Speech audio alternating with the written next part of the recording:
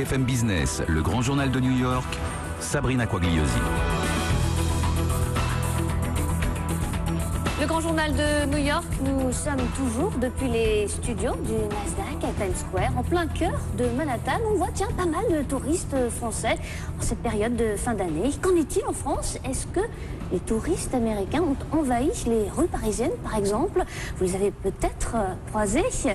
Anne-Laure Tincer, bonjour. Bonjour. Vous êtes la responsable d'Atout France ici aux États-Unis. C'est vous qui vous occupez de promouvoir la destination France auprès des Américains. Alors, peut-être un petit peu tôt encore pour avoir les chiffres officiels, mais si on peut parler des grandes tendances, si on regarde ce qui s'est passé sur l'ensemble de cette année 2012, est-ce que la France a toujours la cote auprès des Américains? La France a toujours la cote. Nous avons une belle année 2011 avec plus de 3,3% d'Américains en France. 2012 semble meilleur encore. Ouais. Nous envisageons un plus 6%. Ah oui, carrément, c'est pratiquement le double. C'est pratiquement le double. Le taux de change nous a été très favorable. Ouais. Donc nous envisageons une très belle année 2012. C'est ça, le taux de change uniquement qui explique cette progression, cette amélioration? Voilà, en partie. Ouais. Le taux de change est toujours très important. Il a été en 2012, il a oscillé entre 1,25 et 1,30.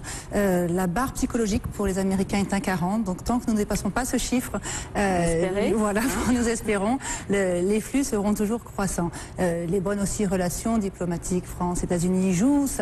Elles donnent une bonne image de la destination. On n'a pas vu le changement avec justement le changement au sein de la tête de l'État français. Ça n'a rien changé. Ça n'a rien changé. L'image de la destination est bonne. Les produits sont toujours, les produits touristiques sont toujours populaires auprès des Américains.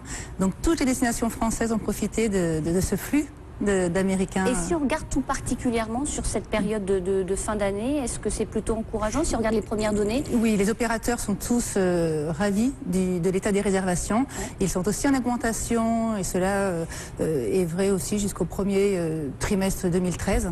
Donc nous envisageons encore une fois une très belle année. Tout ça. Alors si on regarde un petit peu dans le détail, est-ce qu'il y a des destinations en France qui ont plus la cote que d'autres? Paris. C'est toujours Paris. Paris, clairement, plus de 90% des Américains qui viennent en France séjournent à Paris. Ouais. Donc la destination Paris-Île-de-France a toujours la cote. La Provence est toujours une des destinations préférées des Américains.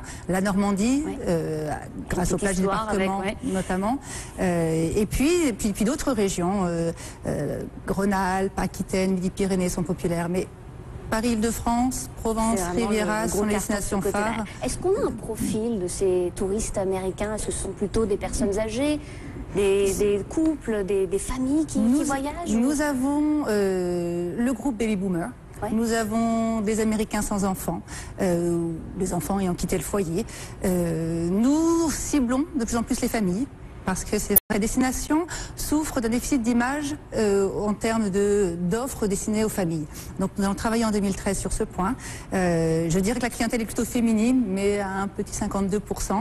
Ouais. Et nous travaillons à toucher une cible de génération X, Y, qui est très volatile, qui va un peu partout, qui n'a pas un besoin pressant d'aller en France ou une urgence d'aller en France. Nous travaillons à leur donner cette urgence. Alors justement, si on regarde un petit peu les données que vous nous avez données, c'est plutôt encourageant, c'est une belle amélioration. C'est peut-être aussi grâce à vous, parce que vous avez quand même un beau boulot pour justement promouvoir cette destination auprès des Américains. Qu'est-ce que vous avez fait par exemple en 2012? Alors en 2012, nous avons beaucoup travaillé sur la qualité de l'offre.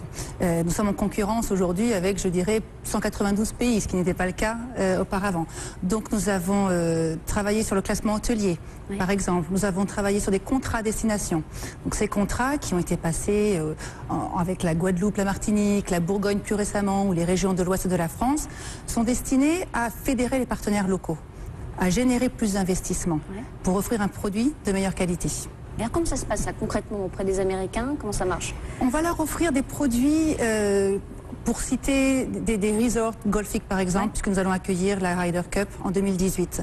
Nous allons travailler à une réflexion sur l'offre hôtelière dans les sites patrimoniaux comme le château de Fontainebleau, comme la cité de Carcassonne.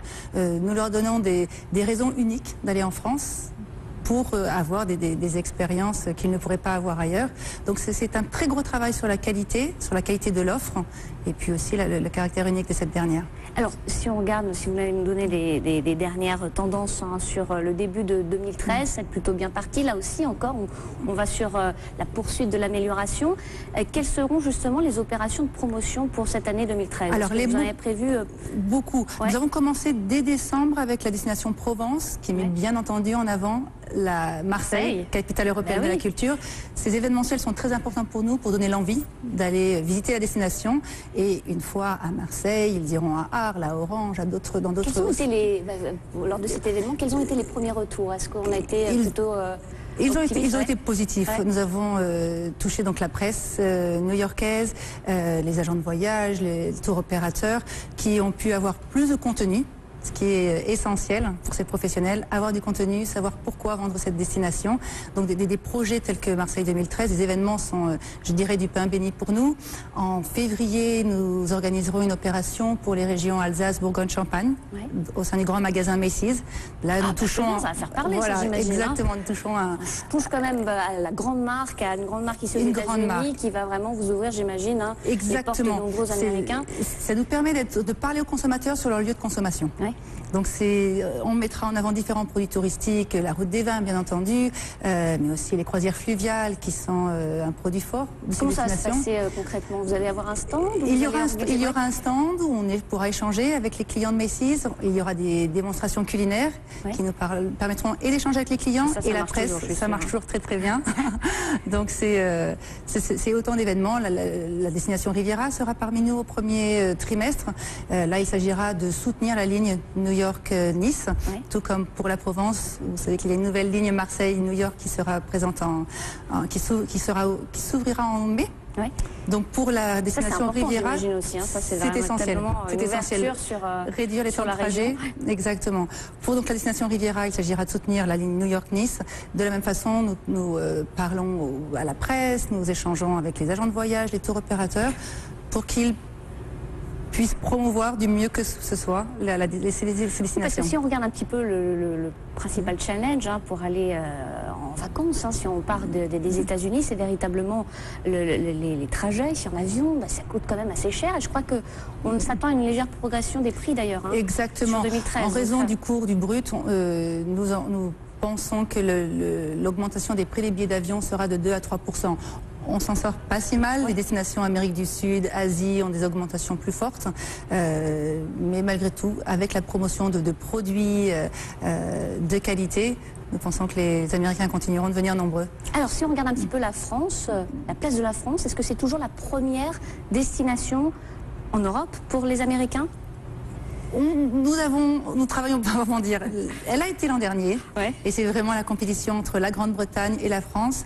La Grande-Bretagne, cette année, n'a pas eu les résultats escomptés. Les Jeux Olympiques ont eu des effets médiatiques, je dirais, négatifs. En revanche, ils ont beaucoup investi en termes de promotion. Et nous pensons qu'en 2013, ils recevront les premiers effets de ces grandes campagnes nationales. Nous avons pu les voir sur tout le territoire américain, mais pas seulement. Quelles sont les autres régions comme ça qui, au coude à coude avec la France? Il y en a vraiment deux je dirais la Grande-Bretagne et l'Italie. L'Italie, c'est très curieux le cas de l'Italie parce que les Américains ont une perception d'une destination italienne moins chère que la France. Nous avons réalisé de nombreuses enquêtes auprès d'Américains voyageant à l'international. Ceux qui ne sont jamais allés en France ont un sentiment de cherté de notre destination. En revanche, les Américains ayant visité notre destination considèrent que la France est moins chère. Donc on doit combattre ces idées aussi.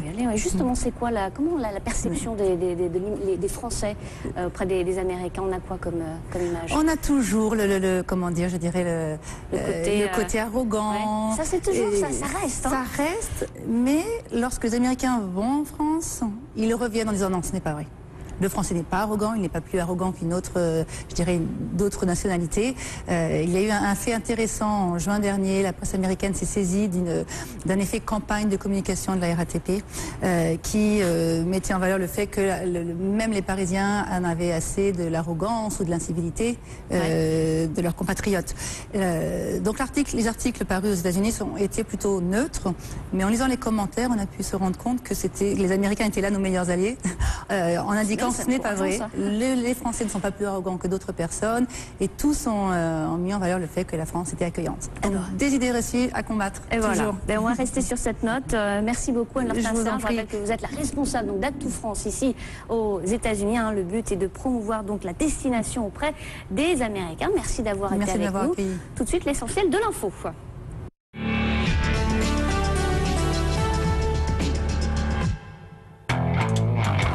The age of 5, I had something in my pocket. You know, baby, we could have a lot of fun. I'm a man. Au sauvage, le parfum, par Christian Dior.